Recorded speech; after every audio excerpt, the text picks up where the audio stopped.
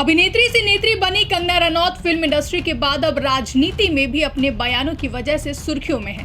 हालांकि उनके इस बयान पर अब भारतीय जनता पार्टी बुरी फंसती नजर आ रही है। बीते दिनों मंडी से बीजेपी सांसद कंगना रनौत ने किसानों से जुड़ा एक बयान दिया था, जिसके बाद से वो विवादों के घेरे में आ गईं। अब समाजवादी पार्टी के राष्ट्रीय अध्यक्ष अखिलेश यादव ने कंगना रनौत के इसी बयान को लेकर बीजेपी पर बड़ा हमला बोला है।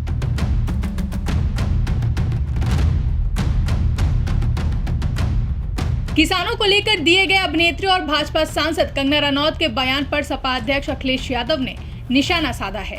सपा सुप्रीमो अखिलेश यादव ने अपने सोशल मीडिया अकाउंट एक्स पर पोस्ट करते हुए कंगना रनौत का नाम लिए बिना लिखा कि ये भाजपा की स्क्रिप्ट है, जिसे एक अभिनेत्री जी शीर्ष निर्देशक जी के कहने पर संवाद के रूप में पढ़ रही हैं।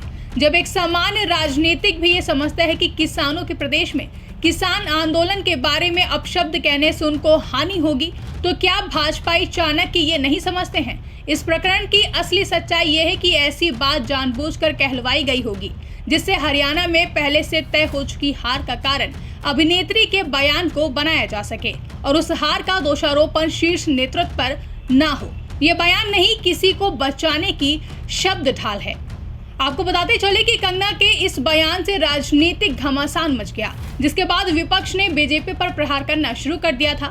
इसी कड़ी में हिमाचल प्रदेश सरकार में लोक निर्माण मंत्री विक्रमादित्य सिंह ने कंगना रनौत के इस बयान को लेकर उनकी आलोचना की है। विक्रमादित्य सिंह ने कहा कि मंडी की सांसद कंगना रनौत ने किसानों को लेकर जो बयानबाजी की है और उसमें चीन और अमेरिका का हाथ होने की बात कही है, वह दुर्भाग्यपूर्ण है। इस दौरान विक्रमादित्य सिंह ने केंद्र सरकार से सवाल उठाते हुए कहा कि विदेश मंत्रालय को यह स्पष्ट करना चाहिए कि क्या मोदी सरकार की विदेश नीति इतनी कमजोर है कि चीन और अमेरिका जैसे देश भारत के आंतरिक मामलों में हस्तक्षेप कर रहे हैं।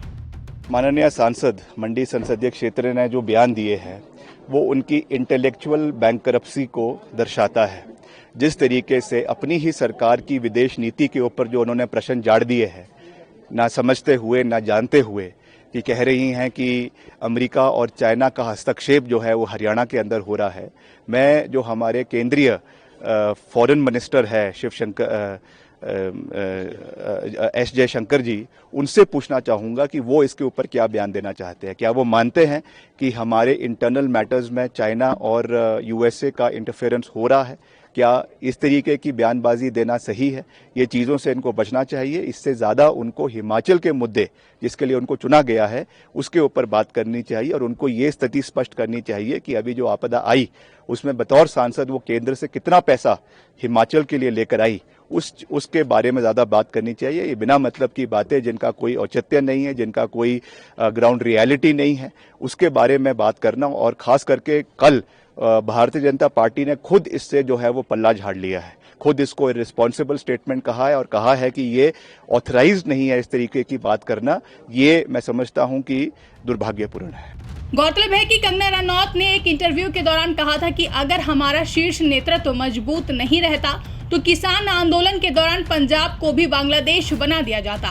प्रदर्शन के नाम पर हिंसा फैलाई गई, वहां रेप हो रहे थे, लोगों को मारकर लटकाया जा रहा था।